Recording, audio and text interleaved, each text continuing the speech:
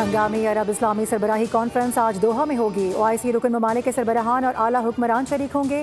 اجلاس دوحہ پر اسرائیل کے فضائی حملوں اور فلسطین میں بڑھتی ہوئی کشیدگی کے تناظر میں بلایا گیا ہے۔ وزیر اعظم شہباز شریف اہم اجلاس میں پاکستان کی نمائندگی کے لیے دوحہ روانہ ہو گئے۔ پاکستان کی عرب اسلامی ٹاسک فورس بنانے کی بھی تجویز۔ اسحاق ڈار کا عرب اسلامی ممالک کے وزرائے خارجہ اجلاس سے خطاب۔ اسرائیل کو روکنے کے لیے اسلامی دنیا کا یکجا ہو کر مقابلہ ناگزیر قرار دے دیا۔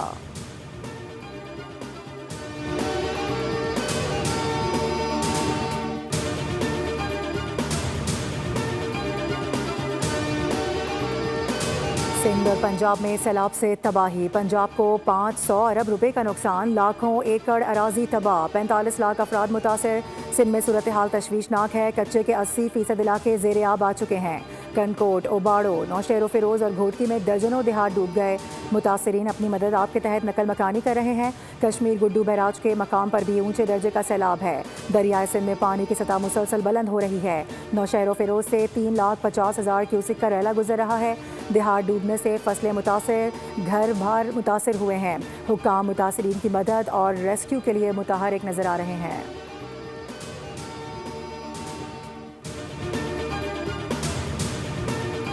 کراچی کے افق پر بادلوں کا راج، پھوار پڑنے سے موسم خوشگوار۔ موسم کا حال بتانے والوں نے ہلکی بارش اور بوندا باندی کا امکان ظاہر کر دیا۔ زیادہ درجہ حرارت 31 سے 33 ڈگری رہے گا۔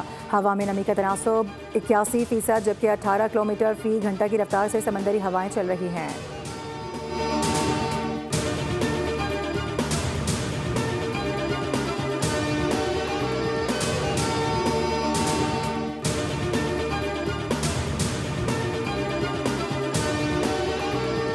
ملک کے مختلف حصوں میں ہلکی اور تیز بارش کا امکان۔ بالائی علاقوں میں رواں ہفتے تیز ہوائیں اور گرج چمک کے ساتھ بارش ہو سکتی ہے۔ بحیرہ عرب سے مرطوب ہواؤں کا مغربی سلسلہ آج شام سے شمالی علاقوں میں داخل ہوگا۔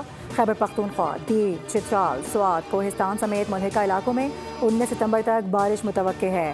کشمیر اور گلگت بلتستان میں بھی بارش ہو سکتی ہے۔ اسلام آباد، راولپنڈی، مری، گلیات اور پنجاب کے مختلف اضلاع میں موسلادھار بارشوں کا امکان۔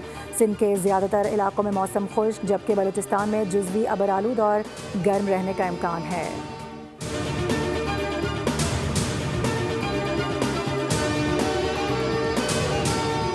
سمندر کے راستے ایران جانے کی کوشش ناکام بنا دی گئی، 22 ملزمان گرفتار۔ FIA سرکل گوادر نے کارروائی کرتے ہوئے ملزمان کو گرفتار کر لیا۔ ملزمان میں 13 کا تعلق پنجاب، 7 کا تعلق خیبر پختونخوا اور 2 کا تعلق سندھ کے مختلف اضلاع سے ہے، جنہیں جوانی اور دیگر علاقوں سے گرفتار کیا گیا ہے۔ ابتدائی تفتیش کے مطابق ملزمان ایران سے غیر قانونی طور پر دیگر ممالک جانے کی منصوبہ بندی کر رہے تھے۔